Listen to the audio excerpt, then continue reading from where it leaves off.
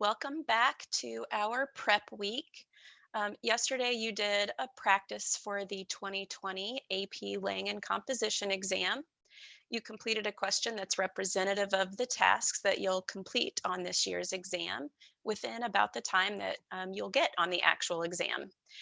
Today, we're going to review that prompt from yesterday and just discuss some of the ways you could have addressed the prompt in your essay so that you can do a little self-assessment to prepare for another practice tomorrow. So this was your prompt from yesterday. You can access a copy of this in the link in this slide or in the video description if you want to print a copy to jot notes on. There's also a self-assessment checklist there for you. We're going to be going through that checklist today throughout the presentation. So if you want to have that in front of you to jot some notes down on, that's not a bad idea either. You can also write notes down wherever you want, whatever works best.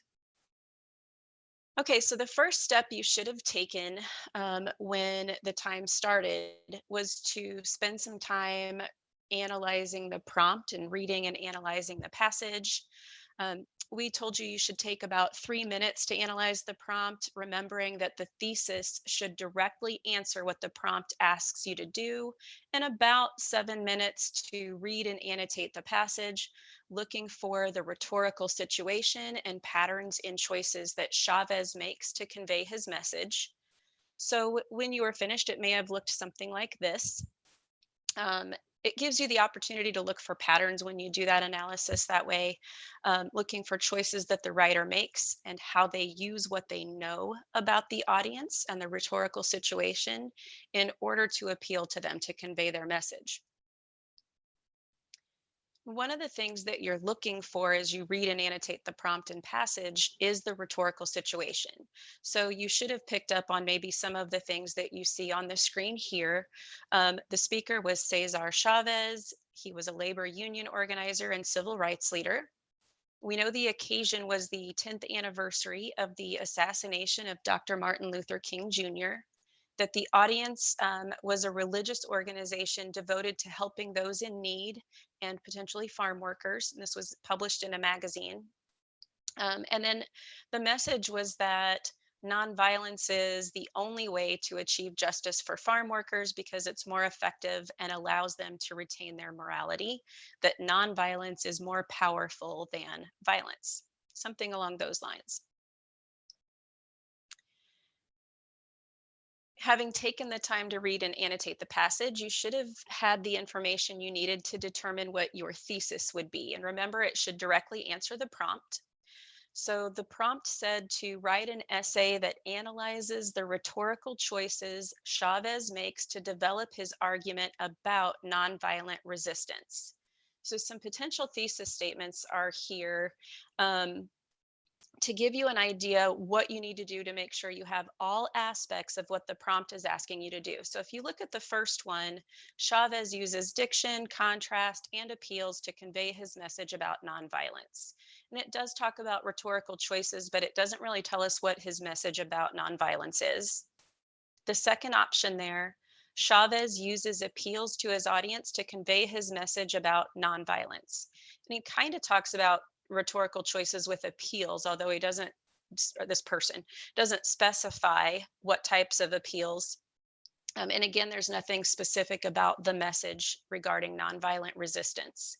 Now let's look at the third one. Chavez uses historical allusions, appeals, and diction to convey his message that nonviolence is a more powerful strategy than violence to achieve justice for farm workers. Now we have specific rhetorical choices that were made and that they were made for a specific message that nonviolence is more powerful than violence to achieve justice. Let's look at a sample introduction to see what this looks like inside of an introduction. And also to keep in mind that when we do an introduction, we want to include some of the context and background information, things about the rhetorical situation that we learned. So here's a sample from a high scoring essay. The 60s was the height of the civil rights movement. After King's assassination, there were many calls for a violent response to the tragedy that had struck them. Cesar Chavez pleads with the people to help them see that the best way The only way to achieve meaningful and significant change is through nonviolent actions. His use of striking diction, juxtaposition, and appeals to the fundamental beliefs of his readers leaves his audience with little doubt as to the proper course of action. Okay, so this is a good place to pause your feed and look at your introduction and thesis statement. Look at what you did well and maybe what you need to do to improve. So if you look on here on the left-hand side of this self-assessment checklist, you'll see the task. My introduction includes context and background information about the rhetorical situation. My thesis statement fully addresses the prompt by acknowledging rhetorical choices and the specific argument Chavez makes about nonviolence. So you might want to pause the feed here and take a minute to do a self-assessment. As we go through this, if you notice some weak areas, you might want to go back to some of the lessons that address those specific skills. So you'll notice in the far right hand column, I included some of the dates of the lessons that you might want to go back to when you notice there are places. Okay, let's move on if you're ready. If not, just pause here for as long as you need to. All right, remember your body paragraph should be organized around specific claims or reasons that support your thesis. They should include evidence that supports the claim and commentary that analyzes how the evidence supports the claim and then connects it back to the thesis. So this will look familiar to you. You did an exercise like this in one of the lessons. So let's look at a potential claim here. One of the ways Chavez conveys his message that nonviolence will enable the farm workers to achieve significant change is through appeals to their fundamental beliefs. Okay, so we need evidence that meets both aspects of that claim, that illustrates that nonviolence will enable the farm workers to achieve change, but also that it's appealing to fundamental beliefs. That's the rhetorical situation aspect of it. All right, so once again, let's look at some examples.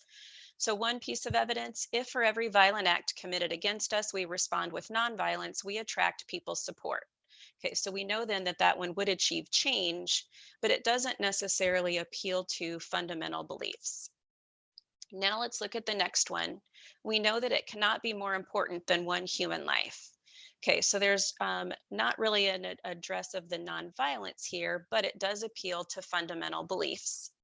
And then finally, thus demonstrations and marches, strikes and boycotts are not only weapons against the growers, but our way of avoiding the senseless violence that brings no honor to any class or community.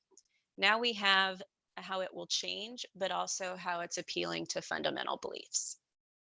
Okay, now I do want you to keep in mind that sometimes it's the commentary where you're connecting more than one idea that would illustrate both of those concepts. So you need to take a look at that as well. Okay, so let's look at an example. As I read through this example of this body paragraph, I want you to think about the claim and how it's supporting the thesis and evidence that's used that supports the claim. And then finally, how this student is using commentary to explain those connections to the rhetorical situation. Okay, Chavez also makes full use of the morals of his readers when convincing them to gift him their support. Published in a religious magazine, Chavez's article appeals to the reader's sense of religious duty by invoking God. By advocating that God has mandated that life is not something that can be taken away, he sways many of the deeply religious to his side.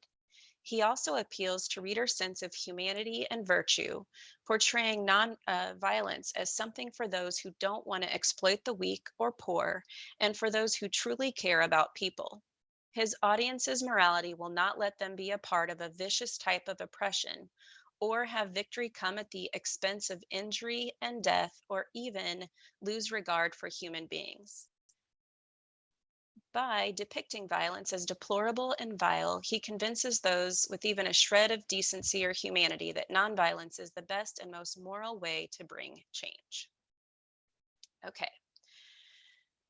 So let's look at the checklist again here. And again, you're going to do a self-assessment.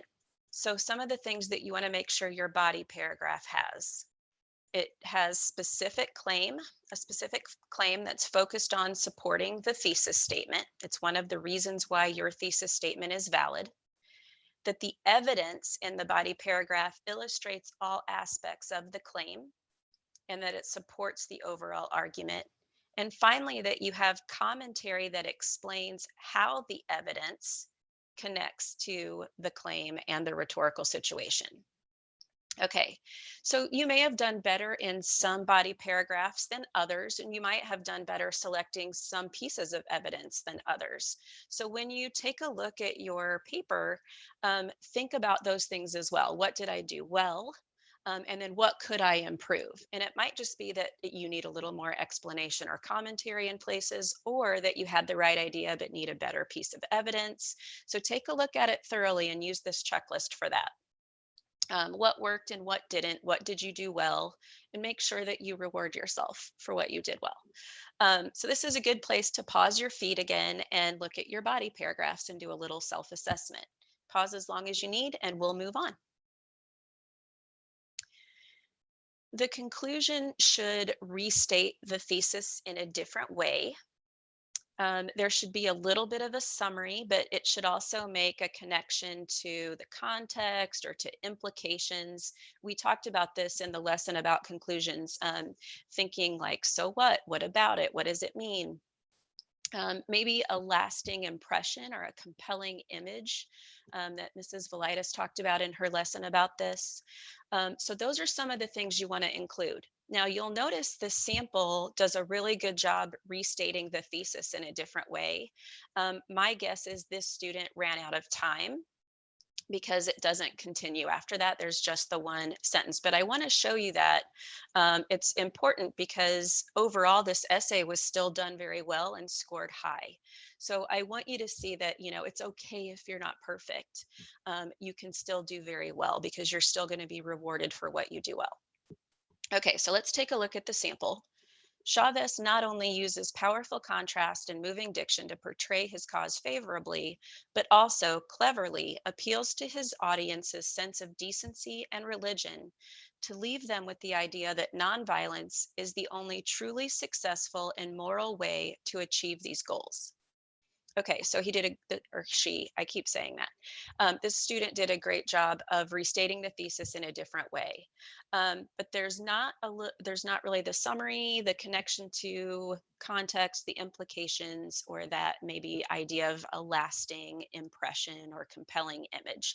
It's that idea of leaving your reader with that one last chance to convince them of your ideas. Okay, so again, a checklist here. If you want to take a look at your paper and your checklist, you want to restate the thesis, summarize main ideas, connecting them maybe to the context, maybe leaving the reader with that lasting impression. So again, you can pause here, take a look at yours, and do a little self-assessment. What do you have? What do you need to improve on? Okay, and then we've talked a lot about earning that sophistication point. Some of that is the connections we make to the rhetorical situation and our commentary and connecting everything. But just a couple of other things that once you have the intro, the body, and the conclusion, now you want to look back at, okay, do I also illustrate the relationships among the various components of the essay? Do I connect them with the rhetorical situation? Do I use transitions to connect ideas and sentences and paragraphs? Um, Recently, we did the lesson on precise language and sentence fluency and variety. So now you're adding in some of those other components. So we're going to look back at that body paragraph that we looked at earlier for claims and evidence. And I just want to point out a couple of things in here again to show you some of the ideas in that sophistication point. So if you look at the very first sentence, Chavez makes full use of the morals of his readers when convincing them to gift him their support. So notice he or she, every single time, um, that there is this idea of connecting back to the thesis. We're still focused on the argument. So there's that connection and that relationship, but also the rhetorical situation, the use of the morals of the readers. So there's that connection as well. Now let's look at the next sentence. Published in a religious magazine, Chavez's article appeals to the reader's sense of religious duty by invoking God.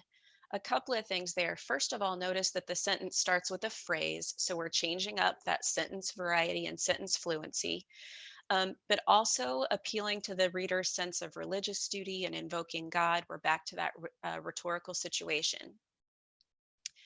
Then, by advocating that God has mandated that life is not something that can be taken away, he sways many of the deeply religious to his side. He also appeals to readers' sense of humanity and virtue, portraying non-workers as something, or nonviolence as something for those who don't want to exploit the weak or poor. Okay, so a couple of things there. Again, rhetorical situation connection. In the commentary, we have some transition from what they already knew to the new information and connecting these ideas, these pieces of evidence. And then there's also a specific word choice here with mandating and invoking God. It's not generic or general. There are very specific things that this student chose to say about what was happening in the passage. Okay, so let's take a look at the self-assessment for this one. You want to connect ideas through the essay with transitions, use precise and formal diction, trying to avoid slang terms, vague terms. If you remember, we talked about vague phrases like a lot and stuff and things and really and very, and using the precise language instead. And then trying to vary sentence structure for fluency so that it's not all short and choppy or all long and rambling, but we have different sentence styles. We might start with an adverb, we might start with a phrase, we might add phrases in the middle. And so there was the lesson on that on the first. Okay, so take a look again and do a self-assessment, pause as long as you need to. And then you'll have been through a very good solid review of your first practice exam. All right, tomorrow you're going to have another opportunity to practice with another timed exam with Mrs. Velitis. I just want you to know that wherever you are today when you do this self-assessment, that it's okay. You're learning and you're going to grow from this, and you're going to have a chance to practice what you looked at today and try to weave some more of those skills in your next practice attempt. So I know you can do this. And I want you to just remind you that you should encourage yourself and congratulate yourself for what you did well. Okay, just a couple of more things before you leave. First of all, I want to share the slide with the important links from College Board again. We're also, you should consider looking at this, a couple of times before you get ready for the exam, or maybe just looking at one of these at a time throughout the next few days, just so you're familiar with the process. I think a lot of test anxiety comes from, I'm not sure what's going to happen. And I think if you watch these and look at these links, you'll feel very comfortable with the way everything is going to go. We're actually going to watch one of the videos together right now that'll kind of summarize some of the most important things you need to know. So I'm going to move on to that link, and we're going to watch 5 steps before exam day. Dana Koppelman with the Advanced Placement Instruction Team. I'm joined by my colleague Claire Lorenz, and we want to take just a few moments to walk you through the 5 steps you should take before exam day. Here you'll see the simple checklist of what you should do to be ready when your AP exam happens. Note that this is just an overview. We're going to dive more deeply into each of these steps in just a few moments. The first thing you'll want to do is review your contact information. If you aren't receiving emails from the AP program, don't worry. You can log into My AP to see the email address you used and to find details about your test. I'll talk about that more momentarily. Step 2, we want you to check your tech. We want to make sure that you choose and prepare the device and documents you are going to need for exam day.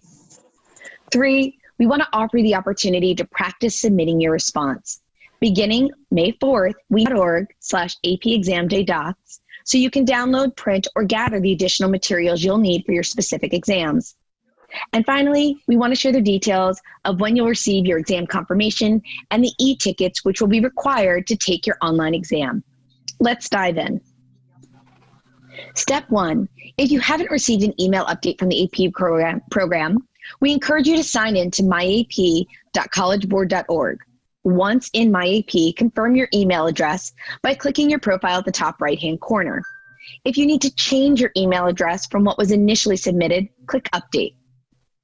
Next, in the subscriptions, please confirm that you've checked the box to receive updates from College Board. And finally, create a new contact with the email address collegeboard@e.collegeboard.org in your address book or safe sender list. Again, don't worry. If you still can't get emails from AP, your e-ticket to get into your AP exam will also be posted in your My AP account, and you can access it there all the way up until exam time.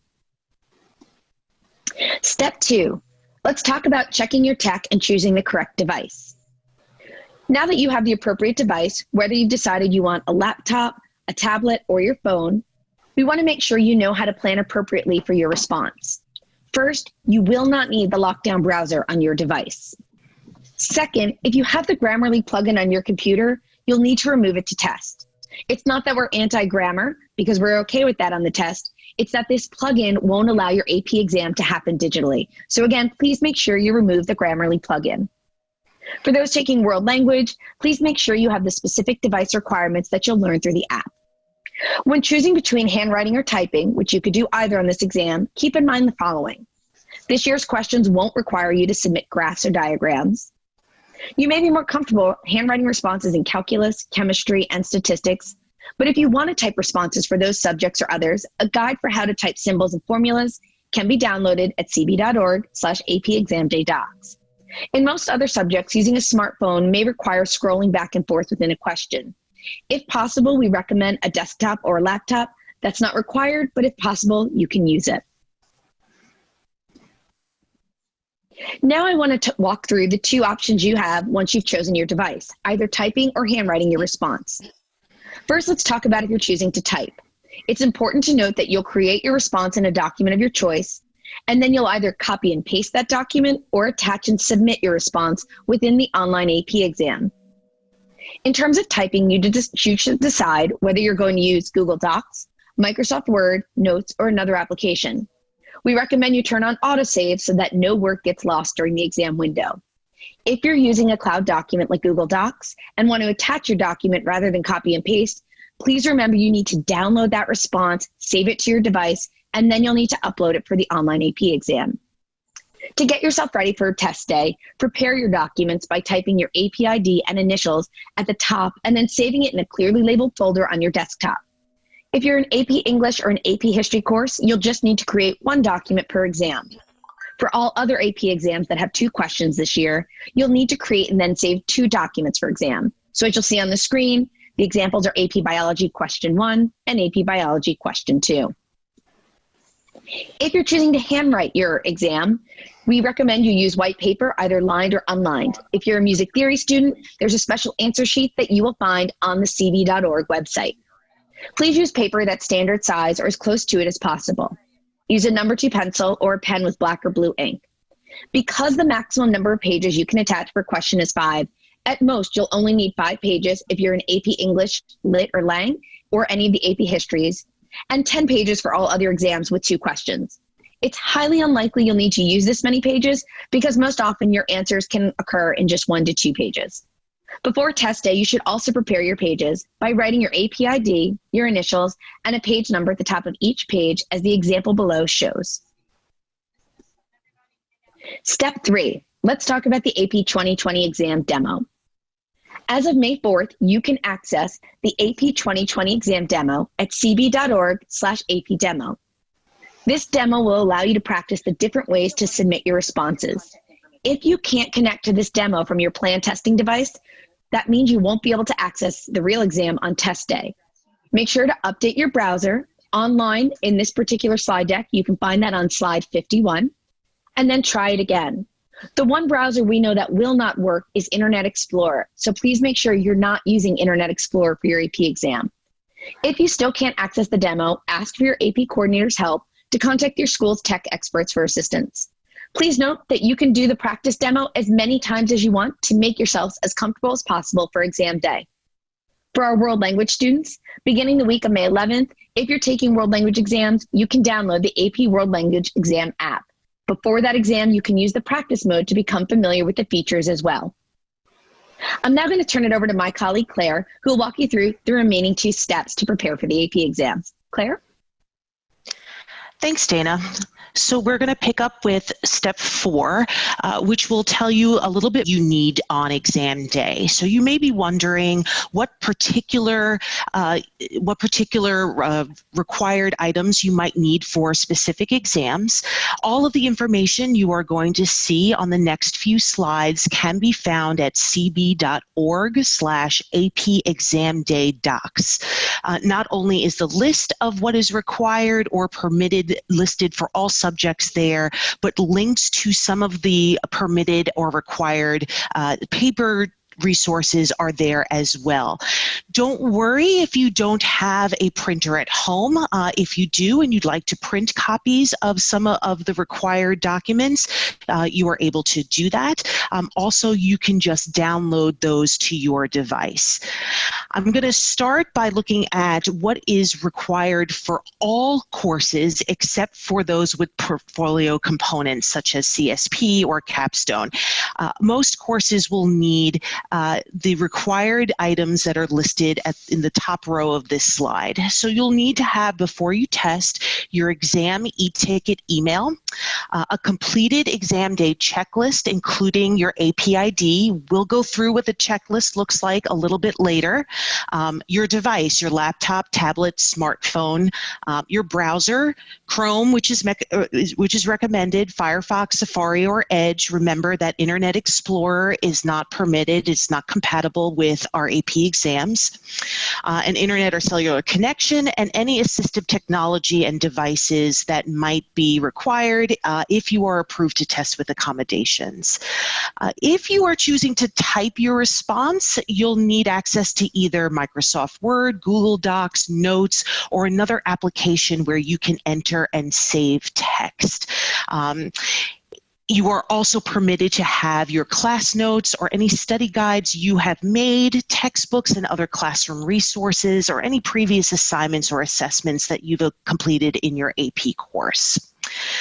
What you will see over the course of the next few slides are specific required elements for particular tests. If you don't see your course listed here, just know that the only required items will be what's listed in the top row of this previous slide. So you'll see here there are specific requirements for macro and microeconomics, for our calculus A, B, BC, computer science A, and statistics courses. Just another reminder here that where you're seeing reference to a formula sheet or a constant sheet, you can find those on cb.org/AP Exam Day Docs, and there will be copies of those there for you to either print or download. So even if you had access to these during your class while you were still in school and you want a fresh copy, you'll be able to download those or print them from our website. Then another reminder for our world language and culture courses, you will see here that you will need an iOS or Android smartphone or tablet with our world language exam app installed. That will become available the week of May 11th. And then there will be additional items that you will need in order to record your audio responses.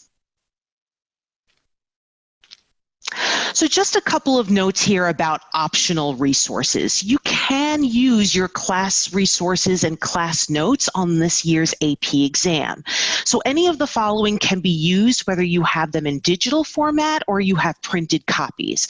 Your class notes or study guides, textbooks or other classroom resources, any previous assignments or assessments you may have completed, a calculator for certain exams, and you can see that reference on the previous slide. So just rewind if you need to. And you should note here that shared study notes must be downloaded to each student's device to prevent collaboration violations. So in other words, you don't want to be using study notes from a social media site or another shared site where there's collaboration features. You need to have those downloaded to your device to avoid being flagged for a violation. We often get asked, like, can I use the internet during the exam? And so we just want to remind you here that internet searches can often just waste your time that you have to write your full response and can put you at risk of an exam violation. The more time you spend searching the web, the less time you will be able to have to actually type or handwrite your exam response. And any internet-based facts, research, and opinions typically aren't relevant to the AP exam and won't necessarily raise your score on the exam. And a reminder here that copying from any website, social media, or online forums is considered plagiarism. In other words, that work will be considered not your own, and that will be detected and your scores will be canceled should you find yourself in that position. So all of these tips are listed on cb.org/open book tips in case you want to read more about them. Best practices about using your optional resources are available there. And just a reminder, these are all optional. They are not required.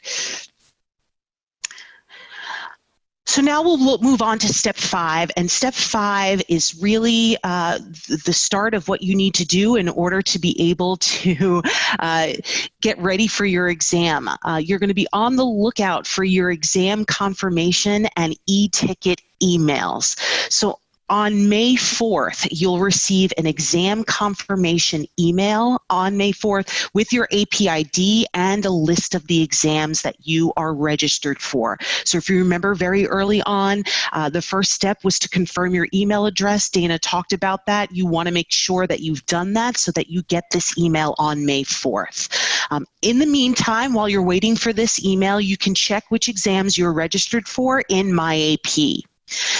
If you are not listed as registered for an AP exam, you weren't part of the exam registrations we received from your school, and unfortunately it's too late to generate an e-ticket for you to test this year. Like we said, unfortunately, there's nothing we can do about this at this point, but you can take a CLEP exam for credit on college campus, or you can just choose to take an AP exam in May of 2021. So after that email that you receive on May 4th, 2 days before each exam, you'll receive an email with your personalized e-ticket and AP ID for that particular AP exam. Remember, you'll need to click that e-ticket containing your AP ID in order to access your exam. So it's really important for you to have confirmed your email address so that you get this communication from the College Board. And then finally, we've created a complete AP exam day checklist. The 5 prep steps we've just covered are listed on this checklist. You can either fill out the checklist, or you can take notes from this recording, or go to our website and jot down those steps that you need to take on a Post-it, on a piece of paper, and keep it next to you during the testing. We do have a full checklist that you can download at cb.org/AP checklist. You can print it if you have access to a printer. If you don't, that is okay. You can just copy down those items that you will need from that checklist and keep it next to you on your desk in your workspace for each exam that you'll take. The most important thing to fill in is your 8-character AP ID code, which is located on your e-ticket. You'll need this code to check into your exam 30 minutes before your local start time. So a quick reminder here that no matter what time you will be starting your exam, and you'll need to check that with the exam schedules, people will be testing at all different times, so you need to check what it should be for your time zone. You'll need to check in 30 minutes ahead of that time, and you'll need your AP ID code in order to follow the steps and verification processes during that 30 minutes. And that pretty much wraps up our 5 steps of what you need to do to prepare for AP exam day. This is Claire and Dana, and we are wishing you all the best on your AP exams this year. Thank you for tuning in. Okay, I think that's it for us for today, everyone. I just want to thank you for joining today and check back with us tomorrow so you can take your second practice exam. Mrs. Velitis will be doing that one for you and you'll go over it on Thursday. And then Mrs. Velitis and I will both be here with you on Friday to give you one final send off before you go out and take the exam on the 20th. All right, thank you very much for being here today. See you later. Bye.